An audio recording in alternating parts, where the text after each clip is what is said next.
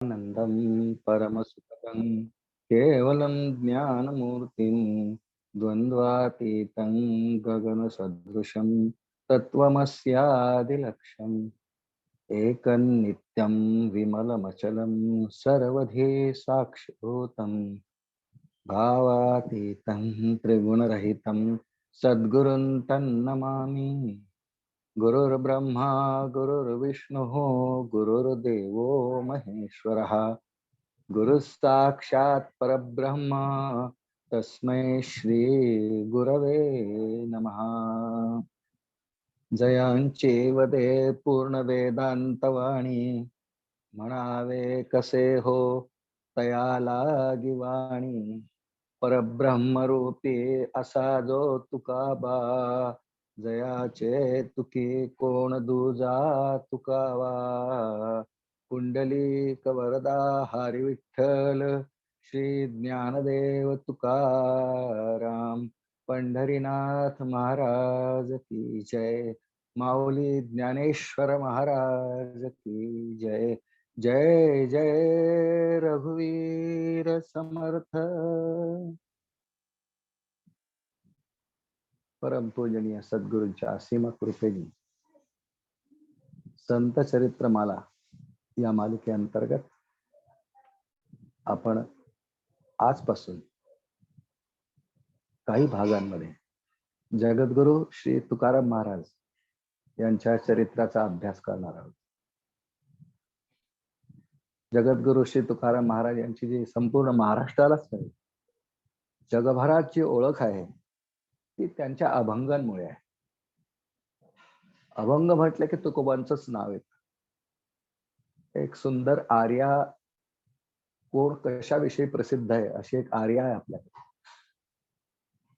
सुश्लोक वामनाचा अभंगवाणी प्रसिद्ध तुकयाची ओवी ज्ञानेश्वराची किंवा आर्या मयूरपंतांची 4 कवींची नावं त्यात आहेत। सुश्लोक वामनाचा वामन पंडितांचा उल्लेख आहे इथे बरं का। सुश्लोक वामनांचा अभंगवाणी प्रसिद्ध तुकयाची तुकोबारायांची अभंगवाणी ओवी ज्ञानेशाची ज्ञानेश्वर महाराज ओवीने प्रसिद्ध आहेत। पूर्ण ज्ञानेश्वरी ग्रंथ 9,500 ओव्यांचा जवळजवळ ओवी वृत्तामध्ये आहे, त्यासाठी त्यांची प्रसिद्धी आहे। आणि आर्या मयूरपंतांची मोरोपंत आर्यसाठी फार प्रसिद्ध आहेत। आर्या भारत लिहिलंय, अख्खं महाभारत आर्यत लिहिलंय, कितीतरी आर्या वृत्तात रचना त्यांनी केलेल्या आहेत। त्या त्या कवींची कशात प्रसिद्धी आहे यासाठी ह्या प्रसिद्ध ही आर्याच आहे। त्यात तुकोबांचं नाव हे अभंगासाठी आहे। किती अभंग आहेत सध्या जे गाथा उपलब्ध आहेत, अनेक प्रकाशन आहेत, पण तुकोबांचा गाथा अभंग गाथा सध्या जे उपलब्ध आहेत अभंग ते 4,500 अभंग आहेत। अभंगासाठीच ते प्रसिद्ध। खरं म्हणजे शूद्रयातीत जन्म घेतला, पण हरिभक्तीचा एक अत्यंत उच्चांक प्रस्थापित करून आपला उद्धार केला, घराण्याचा उद्धार केला आणि जगासाठी एक आनंद घन असा ठेवा अभंगांच्या निमित्ताने ठेवला। श्रोते हो, तुकोबारायांना जगद्गुरु अशी संज्ञा आहे। शूद्रयातीतही जन्माला येऊन एखाद्याची पारमार्थिक अनुसरण करून भक्तीने परमात्म्याला वश करून घेऊ शकतो। परमात्म्याला वश करायला जातीची अटच नाही आहे, नाहीच आहे।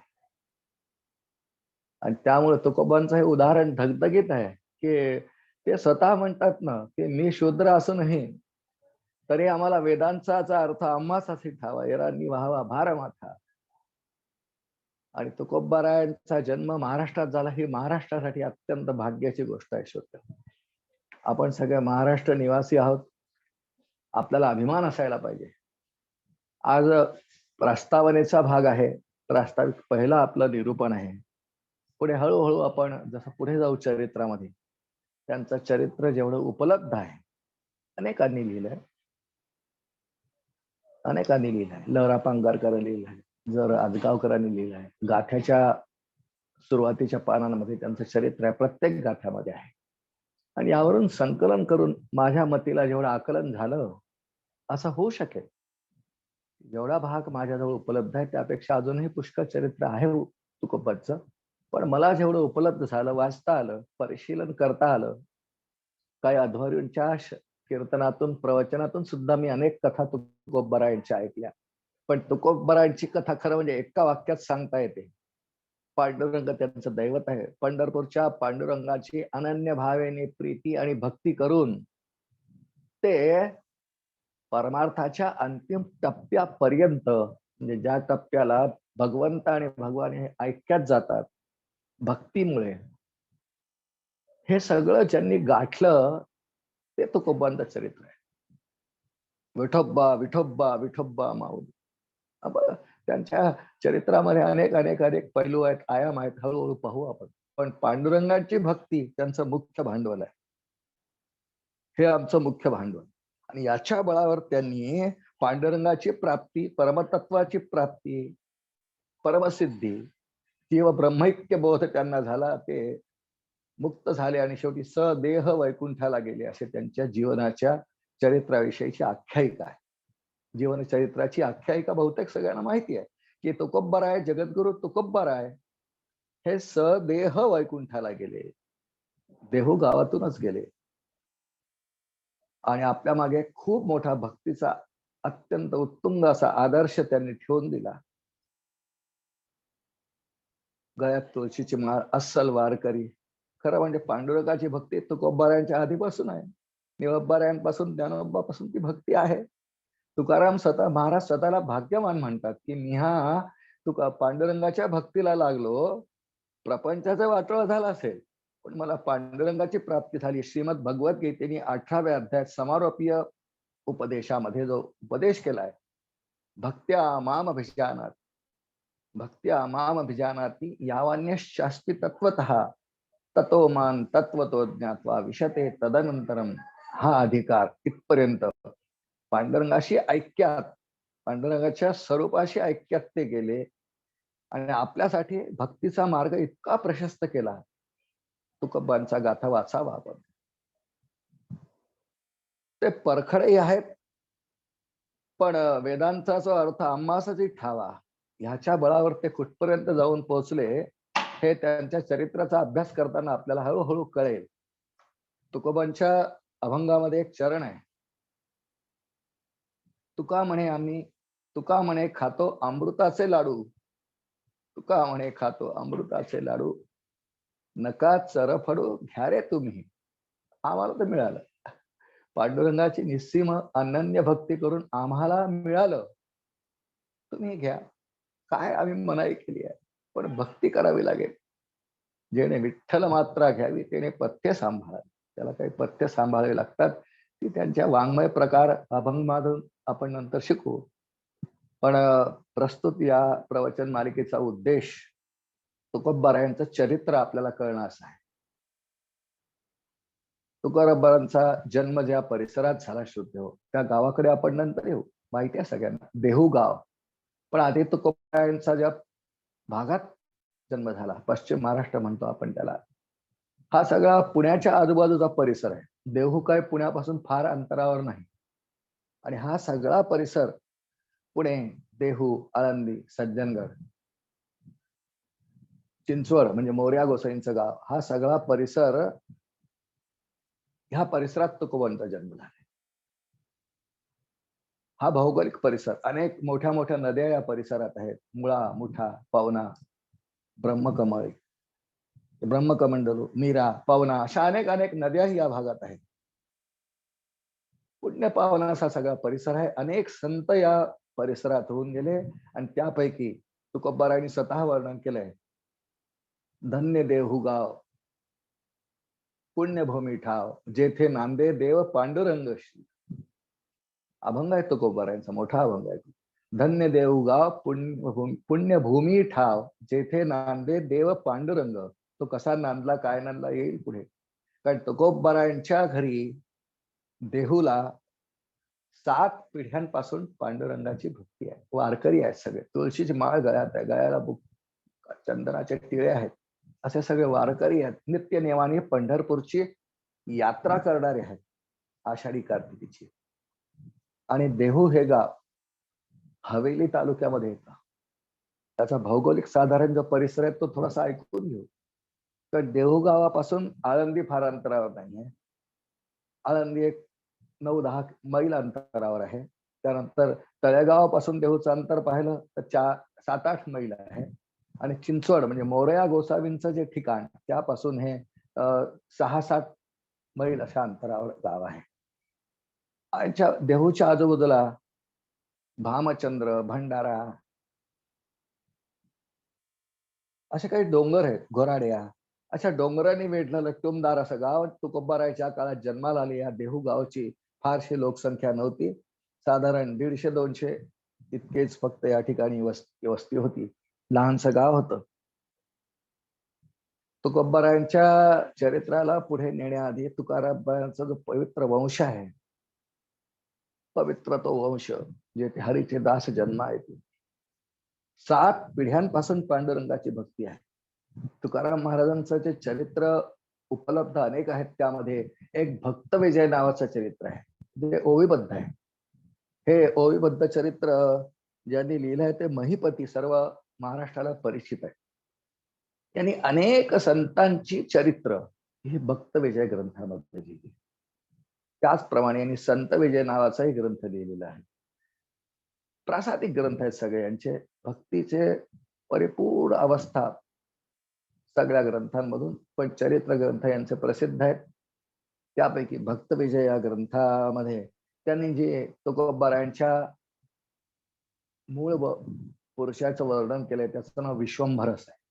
त्यांना आधी कोणीतरी असेलच, त्यांचे वडील असतील, आजोबा असतील, पण जी माहिती चरित्रांमध्ये भक्त विजय मध्ये आहे किंवा अन्य चरित्रांमध्ये आहे, प्राध्यापक जर असगावकर यांनी तोच आधार घेतला भक्त लीलामृताचा. आणि त्यात त्यांनी लिहिलंय की विश्वंभर हे मूळ पुरुष मानून त्यांच्यापासून तुकोबरा हे 8वे आहेत. विश्वंभर आणि तुकोबरा यांचे वडील, तुकोबरा यांचे वडील बोलोबा, तुकोबरा यांचे वडील बोलोबा हे बोलोबापर्यंत 7 होतात आणि तुकोबरा 8वे. तुकोबरा 8वे. आपण सगळा भविष्य नंतर पाहू, पण आधी तुकाराम महाराजांनी जे मगाशी वर्णन केलं, धन्य देऊ गाव पुण्यभूमी ठाव जेथे नांदे देव पांडुरंग, याला थोडस आपण का असं म्हटलं.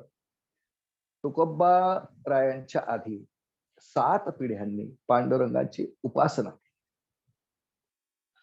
विश्वंभर बुवा त्यांचं नाव आता आपण घेतलं. ते नित्य नियमाने वारीला जायचे. अत्यंत सात्विक वृत्तीचे होते. देहूपासून पायी त्यांनी पंढरपूरच्या पांडुरंगाची वारी करावी. मग अशी बोललो मी आपल्याला की पंढरपूरच्या पांडुरंगाची वारी करण्याची पद्धत, प्रथा महाराष्ट्रामध्ये खूप आधीपासून रूढ आहे. अनेक वारकरी देहूला यायचे, ते एकत्र मिळून जायचे, दिंडी जायची. त्यात तुकोबारायांचे मूळ पुरुष ज्याला म्हणू आपण विश्वंभर बुवा तेही जायचे. हे लहान असताना पासून यांना तसा वेळ लागला. साधारण 5-7 वर्षाचे असताना यांनी आईकडे हट्ट धरला गेला की मला पांडुरंगाकडे जायचंय. हे काही वारकऱ्यांच्या समवेत हे पंढरपूरला गेले. विश्वंभर बुवा 5 रात्री तिथे मुक्काम केला. खूप मन रमलं हो.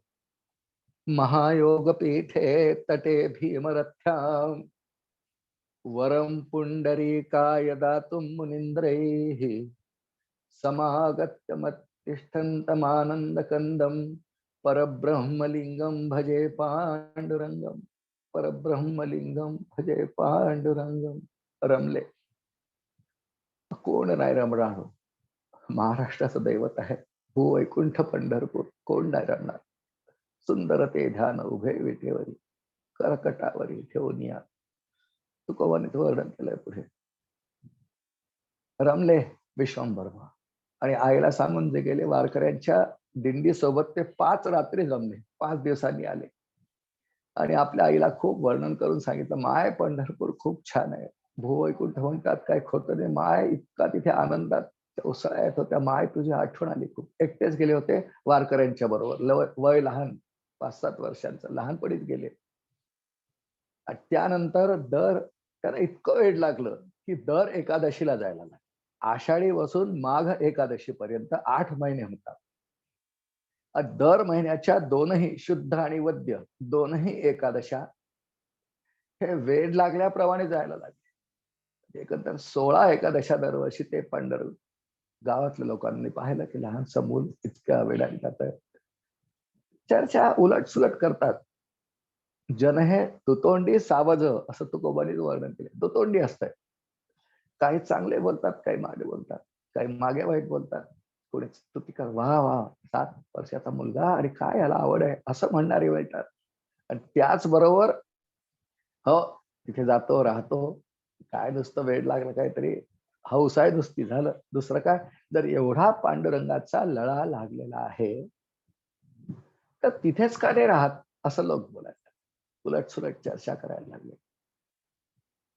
पांडुरंगाला हे कसं सहन होईल? पांडुरंगाने एक लीला केली, दृष्टांत केला. विश्वंभरबुवा बरेच वर्ष असे गेले आणि विश्वंभरबुवांना एक दिवस पांडुरंगाने स्वप्न दृष्टांत दिला पहाटेच्या वेळा, की तुला आता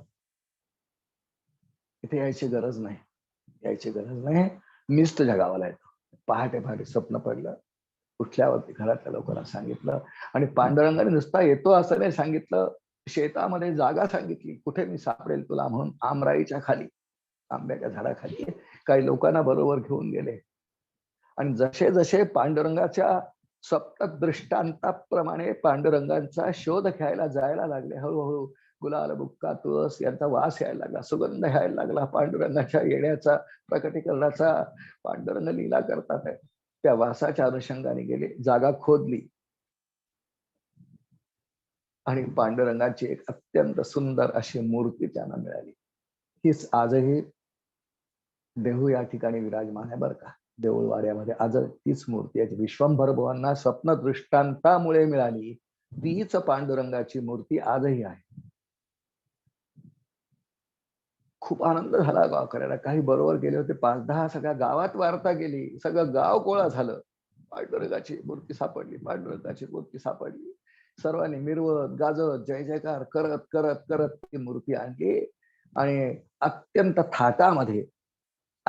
थाटामध्ये आनंदाने विश्वंभर बुवांनी पांडुरंगाची सप्तदृष्टांताप्रमाणे सापडलेली मूर्ती, परमात्म्याला जरी कुठे यायचं असेल ना तर त्याला मुहूर्त वगैरे नाही काढावं लागत.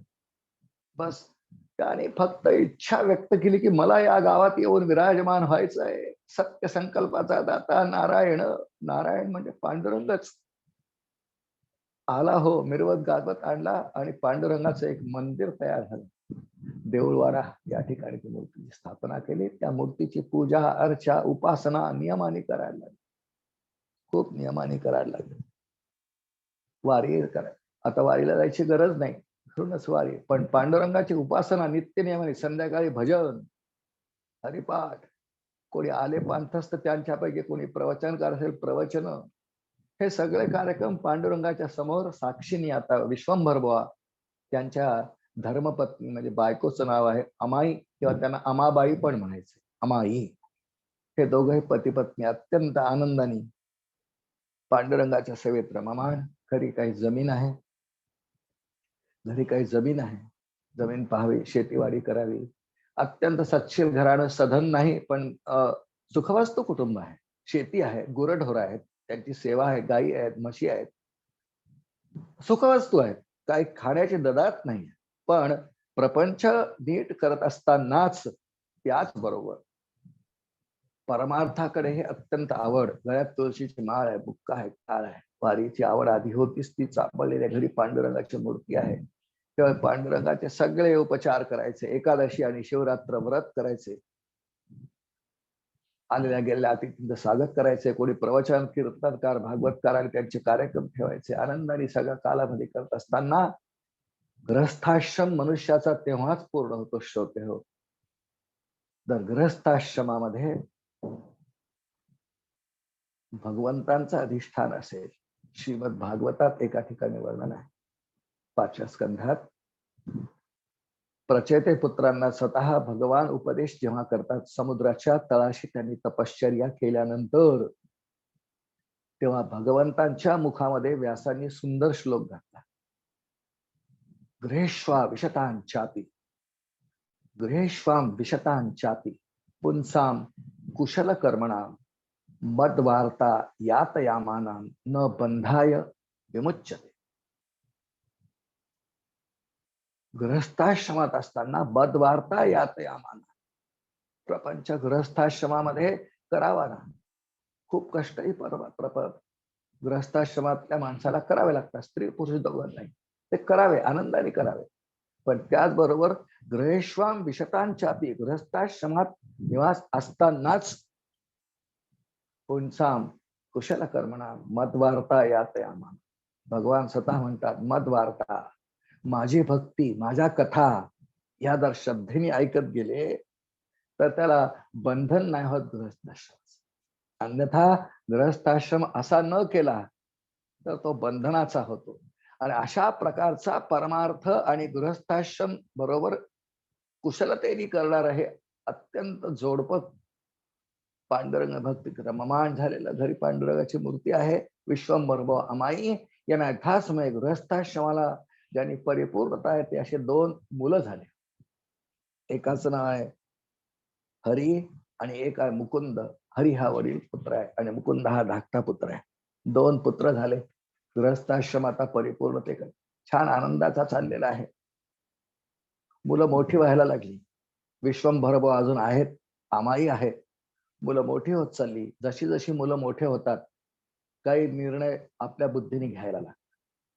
विशेषतः तरुण वयात आल्यानंतर कुमारावस्था संपून किशोरावस्था, कुमारावस्था, तारुण्यात पदार्पण केलेल्या मुलांना, ज्याला आपण म्हणतो मुलं आता मॅच्युअर झाली, मोठी झाली, त्या काळात त्यांना स्वतंत्र बुद्धी येऊन ते काही विचार करायला. वडील आणि नाही पांडुरंगाच्या सेवेत उपासनेत आहेत. मुलांना थोडं आता वाटायला लागेल की ते ज्या परिसरात राहतात आहे, शेतीत आहेच घरी, ती बाबा करतातच आहे. आता आपण तरुण आहोत, बाहूंमध्ये बल आहे, शक्ती आहे, आम्ही चांगले धिप्पाड आहोत, चांगल्या घरातले होते, तर आम्ही राजाची चाकरी करूया. राजाकडे जायला निघाले. आईला काय आवडलं नाही.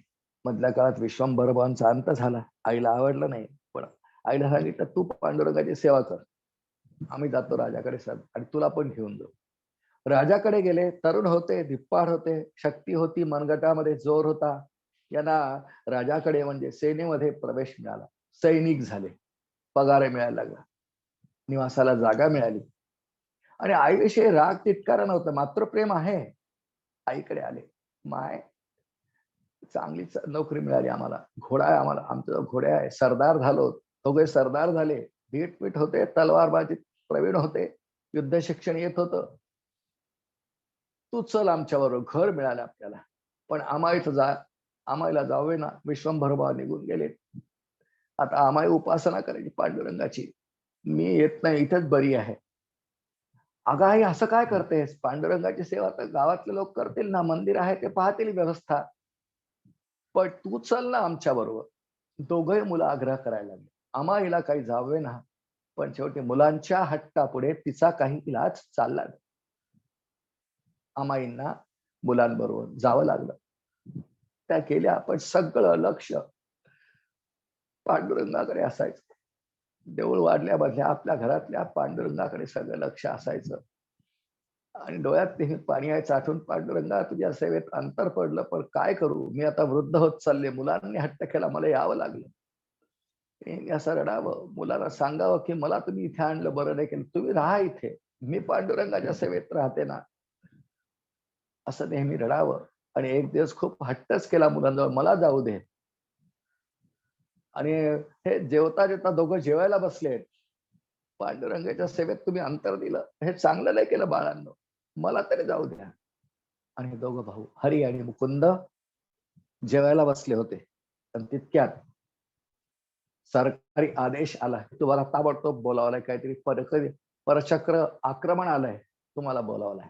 सरदार होते, जेवताना उठले, भरल्या पानावून उठवल्या गेले, पांडुरंगाच्या सेवेत आले.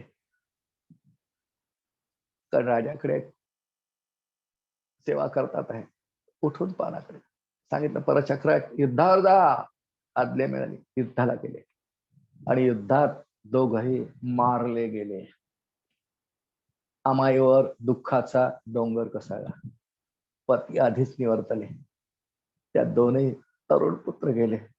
दोघांचे विवाह झाले होते, पण दोघे पुत्र मारले गेल्यानंतर काही दिवसातच ज्या घरात ते राहत होते, काही आक्रमण इत्यादी झालं, घर लुटल्या गेलं आणि वाईट नजरा पडल्या, मुलं मारले गेले, सुना उघड्यावर पडल्या.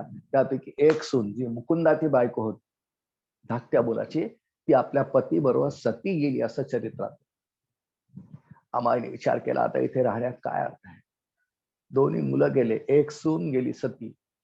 आता इथे राहून काय करायचं? त्यापेक्षा आपल्या जुन्या घरी देहूला पुन्हा जाऊया. आणि मग देहूला सुनेला घेऊन आली. जेव्हा हरी आणि मुकुंदा हे ठार मारले गेले परचक्रामध्ये, युद्धामध्ये, त्यावेळेला हरीची बायको, ती सती नाही गेली, ती आहे, ती गर्भवती होती आणि त्यामुळे तिला सती जाताही येत नव्हतं, असा शास्त्र निर्णय आहे. गर्भवती स्त्रीला सती जाण्याचा अधिकार त्या काळात नसे.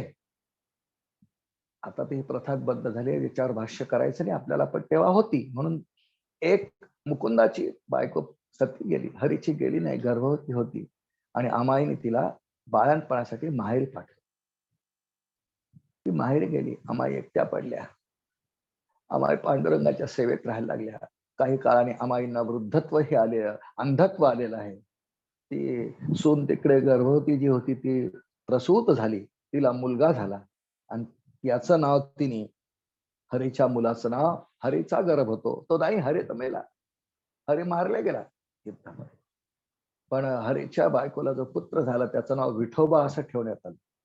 काही दिवसांनी आपल्या मुलाला घेऊन ती पुन्हा देहूला आली आणि आता एकत्र सगळे राहू लागले. वृद्धापकाळामध्ये पुढच्या काळामध्ये आमच्या अमाईचा मृत्यू देहूलाच झाला. आता सगळी मुलाची जबाबदारी या हरीच्या बायकोवर येऊन पडली. मुलगा हळूहळू मोठा होतोय. श्रोते हो, याप्रमाणे पुढे सगळ्यांची चरित्र आहेत. आपल्याला सगळी चरित्र एवढी पाहायची नाही, पण तुकोबारायांच्या वडिलांच्या चरित्रापासून थोडस आपण चरित्र विस्तारत आणि पाहायचा प्रयत्न करणार आहोत. विश्वंभर, त्यांचा पुत्र हरी, विठोबा इथपर्यंत आलो. विठोबाचा पुत्र पदाची, शंकर, मग कान्होबा आणि मग बोलोबा, असं 8 पर्यंत ही 8व्या पुरुषापर्यंत विश्वंभर ते बोलोबा हे 8 नावं होतात. 7 पिढ्या झाल्या आणि 8वं नाव तुकोबारायांचं येणार आहे. बोलोबा, कोलोबा, शंकर, पदाची, विठोबा, हरी आणि विश्वंभर. बोलोबा. आता हळूहळू बोलोबा मोठे व्हायला लागले. यथासमय आमच्या बोलोबांचाही विवाह झाला. बोलोबांच्या विवाहात पत्नीचं नाव आहे कनकाई. बोलोबा आणि कनकाई यांचा गृहस्थाश्रम हाही आदर्श आहे. आपल्या पित्यांप्रमाणे पांडुरंगाची सेवा करावी. काही शेती आहे जवळ, ती शेती करावी. संपूर्ण घराण्याच्या एकंदर आतापर्यंतच्या मान मराबाताला, कुळ परंपरेला, पिढीला काही अंतर पडणार आहे असं वर्तन करावं. त्यामुळे देहू गावामध्ये बोलोबांविषयी अत्यंत आदराची भावना सगळ्यांच्या मनामध्ये आहे. गृहस्थाश्रम उत्तम करतात आहे. शेती व्यवसाय, दूध दुग्ध सगळं घरी आहे. संपन्न घराणं आहे. फार श्रीमंती नाही, पण सुखवस्तूच आहे. बघ अशी बोलल्याप्रमाणे शेती प्रपंच आनंदाने करतात आहे. शेतीतून उत्पन्न चांगलं झालं तर त्याच पैशातून काही सावकारी करावी, हेही काम त्यांनी सुरू केलं. घरी वाण्याचं दुकान आहे. वाण्याचं दुकान आहे, ते नीट सांभाळावं. शेती, वाण्याचं दुकान, दूध दुभत, ढोर, हे जरी असलं, हा भाग पूर्ण प्रपंचाचा आहे. पण या प्रपंचाच्या भागामध्ये परमार्थाची कास त्यांनी कधीही सोडली नाही. त्यांच्या घराण्यातल्या आधीच्या पुरुषांप्रमाणे त्यांनी पांडुरंगाची सेवा खूप केली. नित्यनियमाने पांडुरंगाची पूजा करावी, अर्चा करावी, भजन करावं, नामस्मरण करावं, संत महंत कुणी आले स्वागत करावं, त्यांना घरी आणावं, त्यांना काही विदागी द्यावी, त्यांची प्रवचन कीर्तन ठेवावी, असा परमार्थाचाही रंग या घराण्याला आहे. पंढरपूरची वेळ मिळाला की वारी करावी. बोलोबा जातीने लक्ष द्यायचे की आपल्या घरातल्या सर्वांना भक्तीचं हे वळण लागावं. कारण यथासमय बोलोबा आणि कनकाई या दाम्पत्यांच्या पोटी 3 अपत्य जन्माला आली. श्रोत्य, प्रस्तुत ज्यांचं आपण चरित्र विस्ताराने पाहणार आहोत, आमचे तुकोबाराय, जगद्गुरु तुकोबाराय, हे यांचं द्वितीय अपत्य आहे. त्यांना पहिला पुत्र झाला, त्याचं नाव आहे सावजी. दुसरा पुत्र आपले जगद्गुरु तुकाराम महाराज. त्यांना अजून एक पुत्र झाला, त्याचं नाव आहे कान्होबा. हा लहान आहे. तुकोबरायांचा जन्म चरित्र त्यांचा विस्तार आणि पाहत असल्यामुळे माघ शुद्ध पंचमी इसवी सन 1608 ही तुकोबरायांच्या जन्माची इंग्रजी तारीख आहे. कसे संतांचं आयुष्य असते बघा. साधू दिसती वेगळाले, परी ते स्वरूपी मिळाले, अवघे मिळवली एकच झाले, देहातीत वस्तू श्रीराम, असं रामदास स्वामींनी दासबोधाचे म्हटलंय. प्रत्येकाचं वेगळं वेगळं वेगळं चरित्र असतंय. त्या चरित्रात काही वेगळ्या वेगळ्या गोष्टी आपल्याला पाहायला मिळतात. तुकोबरायांना भगवंतांच्या योजनेप्रमाणे फक्त 42 वर्ष आयुष्य मिळालं. 1608चा जन्म आहे, माघ शुद्ध पंचमी आणि फाल्गुन वद्य द्वितीया, म्हणजे ज्याला आपण तुकाराम बीज आज पुढे म्हणायला लागलो. 1650 फक्त तुकाराम महाराजांना 42 वर्ष आयुष्य आहे. पण काय अफाट काव्य रचना आहे, काय भक्ती आहे. ती सुद्धा जीवनात त्यांच्या 21 वर्षापर्यंत भक्तीचा उदय आहे, पण तीव्र वैराग्य नाहीये.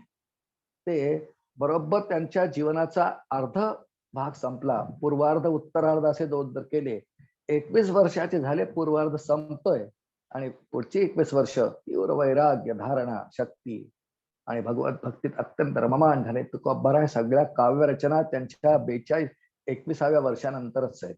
त्यांना सद्गुरूंची प्राप्ती पण नंतरच असतो, आपण ते हळूहळू पाहणार आहोत. पण तुकोबराय ज्या घराण्यात आता जन्माला आले, अतिशय सदाचार संपन्न सत्शील अशा गृहस्थाश्रमी जोडप्याच्या पोटी आमच्या तुकाराम महाराजांचा जन्म झाला. बोलोबा आणि कनकाई यांच्या पोटी तुकाराम महाराज द्वितीय अपत्याच्या रूपाने जन्माला आले. आणि मगाशी बोलल्याप्रमाणे आमच्या बोलोबाचा गृहस्थाश्रम अत्यंत उत्तम दर्जाचा आहे. प्रपंच गृहस्थाश्रम उत्तम आहेच, पण हरिभक्तीचं त्याला वळण असल्यामुळे आधी प्रपंच करावा नेटका, मग घ्यावे परमार्थ विवेका. कारण 7 पिढ्यांमध्ये पांडुरंगाची उपासना आहे. ती पांडुरंगाची भक्ती त्यांच्या नसानसात भिनलेली आहे. आणि श्रोते हो, त्याप्रमाणे तुकाराम महाराजांवरती हे सगळं संस्कारांचं एक छान संस्कार ते झालेले आहेत. खूप चांगले संस्कार आई वडिलांकडून ती एक झालर पाहायला मिळते. बालपणापासून 7 पिढ्यांपासून पांडुरंगाच्या भक्तीच्या संस्काराचं एक आवरण त्यांच्यावरती आहे. तुकाराम महाराजांचा मूळ पिंड हा भक्तीचाच आहे. पण त्यांच्यावरती काही काळानंतर आपण चरित्र पाहू आता हळूहळू. हा पहिलाच आपला भाग आहे, पहिलं पुष्प आहे. पुढे पुढे जसं पुष्प जाईल, आपण तुकोबराय कसे मोठे झाले, आधी त्यांचं काही बालपण ऐकू, त्यातल्या काही लीला ऐकू. पण एक नक्की की पांडुरंगांचे भक्त असलेले तुकोबराय शेवटी पांडुरंग भक्तीनीच त्यांचा उद्धार झाला आणि आपला सर्वांसाठी भक्तीचा मार्ग त्यांनी प्रशस्त करून ठेवला. म्हणून त्यांनी देहू गावाविषयी, हे सगळं देहू गावात घडलंय.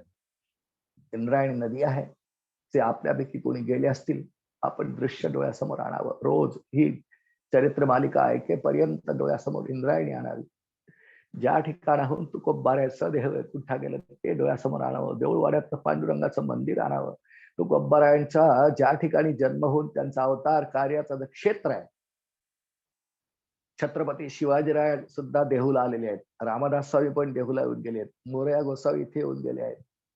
अनेक अनेक साधू सत्पुरुष आळंदीला पर्यंत आलेले इथे येऊन गेले आहेत. अनेक सत्पुरुषांच्या पदभूमींनी पदधुलींनी पावन झालेला हा परिसर तुकोबरायांच्या चरित्राला आपण यथासमय यथामती काही न्याय आज फक्त जन्मापर्यंत ऐकलंय. पुढच्या पुष्पामध्ये त्यांचं काही बालपण, बालपणच्या काही लीला, विवाह इत्यादी आपण श्रवण हळूहळू करू. आत्ता आजच्या झालेली सगळी ही चिंतन सेवा मी तुकोबरायांच्या चरणी समर्पण करतो आणि वाणीला विराम देतो. पुंडलिक वरदा हरी विठ्ठल, श्री ज्ञानदेव तुकाराम, पंढरीनाथ महाराज की जय.